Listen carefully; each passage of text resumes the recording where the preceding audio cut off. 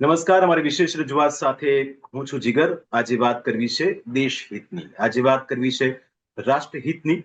અને જે રીતે આંતરરાષ્ટ્રીય સંકટ એક દેશ તરફ વધારે ઘેરું બન્યું છે અને એ સંકટ દેશ પર વધારે હાવી ન થાય તે માટે પ્રધાનમંત્રી નરેન્દ્ર મોદીએ એક અપીલ કરી છે અને 7 સૂત્ર આપ્યા છે. એ 7 સૂત્રનું પાલન કરવાનું તેમણે આપણને આહવાન કર્યું છે, એક અપીલ કરી છે અને તમામ લોકો એ વસ્તુને અનુસરી રહ્યા છે. ને એટલા જ માટે આજની આ ચર્ચા પણ કરવી છે. આજની આ ચર્ચામાં આપણી સાથે જોડાયા છે શેખરભાઈ પટેલ, જે ક્રેડાઈ નેશનલ પ્રેસિડેન્ટ છે. શેખરભાઈ, આપનું સ્વાગત છે. સૌથી પહેલો થેન્ક યુ સવાલ વિગર. એક રાષ્ટ્રહિતની વાત છે અને પ્રધાનમંત્રી નરેન્દ્ર મોદીએ અપીલ કરી છે કે 7 સૂત્રોનું પાલન કરો અને આવેલા સંકટને દૂર કરો. પહેલી આપની પ્રતિક્રિયા તેમના આ 7 સંકલ્પ વિશે. આપણા આઈ થિંક ભારતની આઝાદી પછી પહેલા પ્રધાનમંત્રી એવા છે કે જે કોઈ પણ આહ્વાન આપે તો પ્રજા એમની સાથે જોડાવા માટે તરત જ તૈયાર થઈ જાય છે અને દરેક લોકો એ આહ્વાનને બહુ જ પોઝિટિવ પ્રતિસાદ આપે છે. જે છેલ્લા 3-4 મહિનાથી સેન્ટ્રલ વેસ્ટ એશિયામાં ક્રાઇસિસ ચાલી રહી છે, એના કારણે ક્રૂડના ભાવ ડબલ થઈ ગયા છે, ગોલ્ડના ભાવ ડબલ થઈ ગયા છે, ચાંદીના ભાવ ડબલ થઈ ગયા છે, સિલ્વરના ભાવ ડબલ થઈ ગયા છે. એટલે ઇન્ડિયાની ઇમ્પોર્ટ ઉપર એની મોટી ઇફેક્ટ આવી રહી છે અને આપણી ટ્રેડ ડેફિસિટ પર મોટો ગેપ આવી રહ્યો છે. અને એવા સમયે આપણે વિદેશ જઈએ અને વિદેશમાં આ ફોરેન કરન્સી જ્યાં જરૂરી ના હોય ત્યાં ખર્ચો કરીએ તો એ દેશ ઉપર એનાથી વધારે ભારણ આવે છે, ફોરેન કરન્સી ઉપર વધારે ભારણ આવે છે. એટલા માટે સાહેબનું પહેલું આહવાન એવું હતું કે ભાઈ વિદેશમાં બિનજરૂરી પ્રવાસ કરવાની અથવા તો જે વસ્તુ ઇન્ડિયામાં શક્ય હોય એ વસ્તુ વિદેશમાં જઈને કરવી. તો એના માટે અમારું ક્રેડાઈમાં એવું છે કે દર વર્ષે અમે છેલ્લા 23 વર્ષથી દર વર્ષે નેટકોન નામનું કોન્ફરન્સ આયોજિત કરીએ છીએ દુનિયાભરના અલગ અલગ શહેરોમાં, જ્યાં આગળ 1000 જેટલા ડેવલપર આવે છે નેટકોનમાં અને અલગ અલગ શહેરોમાં ત્યાંનું ડેવલપમેન્ટ, ત્યાંનું સિટી પ્લાન, ત્યાંના ડેવલપમેન્ટ રૂલ્સ, ત્યાં ગ્રીન બિલ્ડિંગ માટે શું ચાલી રહ્યું છે અને દુનિયાભરના સ્પીકરો આવે અને ત્યાં આગળ એક આખું 2 થી 3 દિવસનું લર્નિંગ સેશન હોય, 2 દિવસ, અને એના માટે દર વર્ષે અમે જતા હોઈએ છીએ. આ વર્ષે અમે 6 મહિનાથી અમારી તૈયારી ચાલુ હતી. અમે નેધરલેન્ડમાં એમ્સ્ટરડેમ જવાના હતા. એમ્સ્ટરડેમમાં અમે બધું જ તૈયાર કરી નાખ્યું હતું. ઓલરેડી રજીસ્ટ્રેશન બી અમારા ચાલુ થઈ ગયા હતા. પણ મોદી સાહેબે 3 દિવસ પહેલા જે આહવાન આપ્યું દેશને, તો ક્રેડાઈ એના પ્રતિસાદ રૂપે ક્રેડાઈએ નક્કી કર્યું છે કે અમે એમ્સ્ટરડેમમાં જે નેટકોનનું આયોજન કરવાના હતા, આ દિવસે આ વર્ષે આ પ્રતિકૂળ પરિસ્થિતિઓના કારણે અમે ત્યાંનું ત્યાં નેટકોનનું આયોજન અમે સ્થગિત કર્યું છે અને એને શિફ્ટ કરીને હવે ઇન્ડિયામાં કોઈ સારા ડેસ્ટિનેશનમાં અમે નેટકોનનું આયોજન કરીશું. એવા જ ઇન્ટરનેશનલ લેવલનું નેટકોન કરીશું, પણ આપણા દેશમાં. બિલકુલ. બીજું શેખરભાઈ, એ પ્રશ્ન પૂછવો છે કે જે નિર્ણય લેવામાં આવ્યો છે, કારણ કે તમે જુઓ કે પ્રધાનમંત્રીએ એક પહેલ કરી અને પહેલ તેમના કાફલામાં પણ તમે આજે તસવીરો જોઈ હોય તો ફક્ત 2 જ ગાડી આપણને જોવા મળે. એ જ પહેલને અનુસરીને રાજ્યના મુખ્યમંત્રીએ તેનું અનુકરણ કર્યું, રાજ્યના નાયબ મુખ્યમંત્રીએ તેનું અનુકરણ કર્યું, મંત્રી હોય, નેતા હોય, તમામ લોકો આ પહેલને બિરદાવી રહ્યા છે, કારણ કે વાત રાષ્ટ્રહિતની છે. કેવી રીતે આપ આખા નિર્ણયને જોઈ રહ્યા છો? કેટલું બેનિફિટ ભારત માટે રહેશે? એક તો આનાથી મેજર બેનિફિટ છે ને કે એક માઇન્ડસેટનો છે કે ભારતની પ્રજા આજે ભારત માટે કંઈ પણ કરવા માટે તૈયાર છે એવું દેખાઈ રહ્યું છે. જે આજથી 15 વર્ષ પહેલા કે 20 વર્ષ પહેલા આપણે એમ કહેતા કે આપણે એવું કહેતા હતા કે ભારતમાં દેશભક્તિ, દેશ માટેનો પ્રેમ નથી દેખાઈ રહ્યો. અહીંયા સ્ટેટ માટેનો પ્રેમ હોય છે કે પોતાના શહેર માટેનો પ્રેમ હોય છે.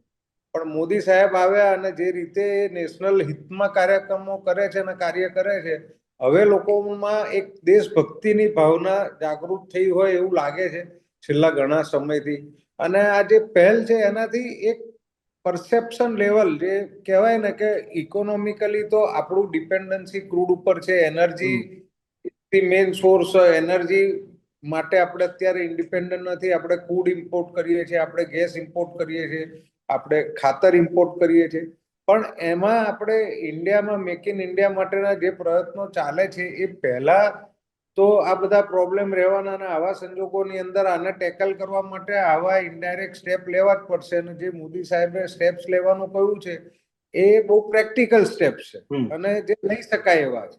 એવું નથી કે ભાઈ તમારે કોઈ મેડિકલ ઇમરજન્સી હોય ને યુકે ઓપરેશન કરવા જવાનું હોય તો એના માટેની ના છે, પણ જે નથી તમારે, તમે જે વસ્તુ ભારતમાં કરી શકો છો એ ભારતમાં કરો એનું આહવાન છે. નાનો ઇનડાયરેક્ટ બેનિફિટ ઇન્ડિયાને એટલા માટે છે કે અહીંયાની હોટેલ્સ, અહીંયાના કન્વેન્શન સેન્ટર, અહીંયા આગળ રોજગારી ઊભી થશે, એટલે બંને બાજુ બેનિફિટ.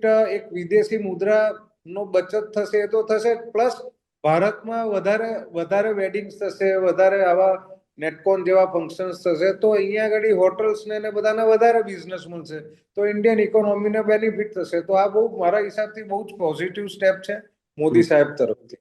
બિલકુલ. હમણાં વડોદરામાં એક કાર્યક્રમ હતો શેખરભાઈ, અને ત્યાં પ્રધાનમંત્રી પહોંચ્યા હતા અને સરદાર ભવનની ત્યાં આખી એક રૂપરેખા હતી, તે કાર્યક્રમ હતો, એમને સન્માન કરવામાં આવ્યું. તેમણે ત્યાં કહ્યું કે હવે પાટીદારો આગળ આવે અથવા તો બીજા સમાજના લોકો આવે ને એસયુમાં જઈને પોતાના દીકરા કે દીકરીના લગ્ન કરે. એટલે મને લાગે છે કે એક પહેલને આગળ ધપવામાં આવે શેખરભાઈ, તો મને ગુજરાતના ગ્રોથ એન્જિનની આપણે હંમેશાથી વાત કરીએ. એ બિલ્ડિંગનો આખો બિઝનેસ હોય, કોઈ પણ વેપાર ક્ષેત્રની વાત હોય, એટલે ગુજરાતના લોહીમાં એ વસ્તુ રહેલી છે. એટલે લાગે છે કે આ પહેલનો આપણને એટલો જ ફાયદો આગામી દિવસોમાં અથવા તો આગામી ભવિષ્યમાં આપણને થાય. આપને યાદ હોય તો 3 વર્ષ પહેલા મોદી સાહેબે વિદેશમાં વેડિંગ ના કરવાના, ભારતમાં વેડિંગ કરવાના, ભારતના અલગ અલગ ડેસ્ટિનેશન અહીંયા પણ છે એવું એક આહવાન કર્યું.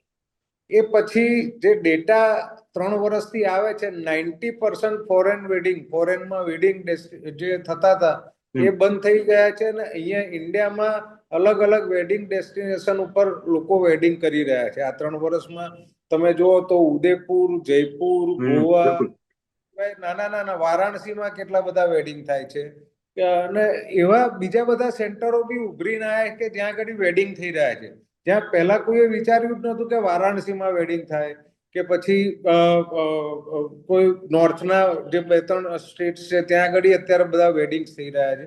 એટલે ઇન્ડિયામાં જે વેડિંગ લોકો કરવા માંડ્યા એટલે લોકોએ અલગ અલગ વેન્યુ શોધવા માંડ્યા, તો બધા અલગ અલગ વેન્યુ ઉપર હવે ખાસા ઇન્ડિયામાં વેડિંગ થાય છે.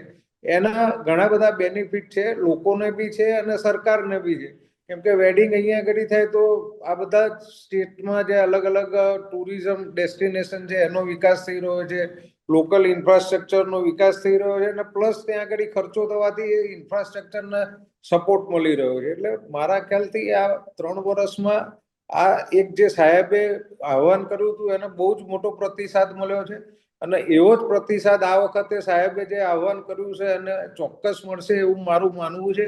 કેમ કે અમારા જે કાર્યક્રમ હતો નેટકોનનું, એ સાહેબના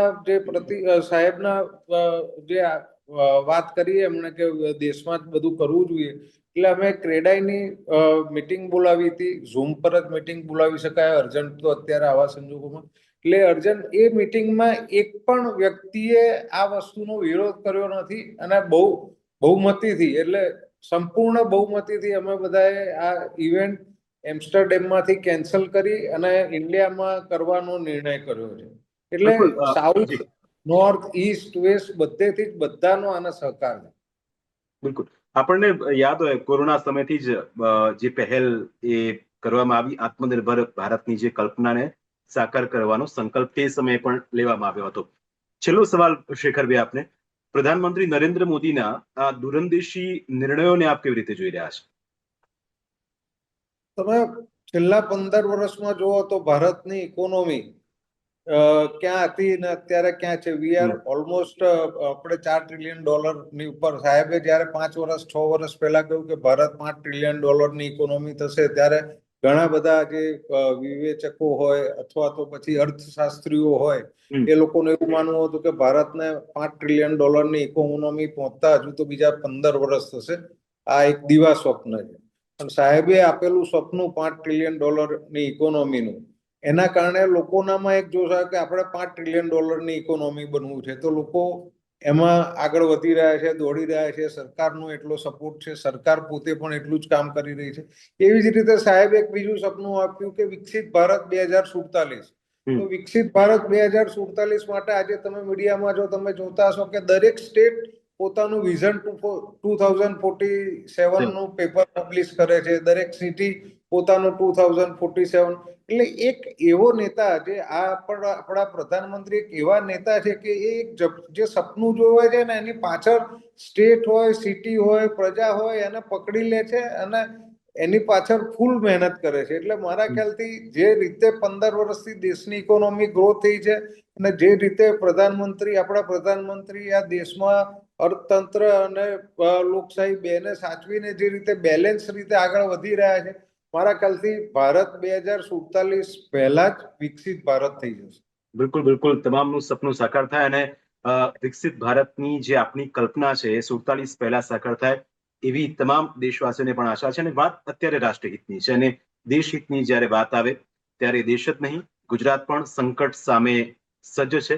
અને જેમ શેખરભાઈએ કહ્યું તે પ્રમાણે ગમે તેવી પરિસ્થિતિ આવે એ ગુજરાતીઓ એને સારી રીતે એ પરિસ્થિતિ અને પડકારમાંથી હંમેશાથી બહાર આવ્યા છે અને એવા બહાર આવ્યા છે કે હંમેશા તેનો જ્વલંત વિજય થયો છે. શેખરભાઈ, આપ અમારી સાથે ચર્ચામાં જોડાયા, આપનો ખૂબ ખૂબ આભાર. Thank you.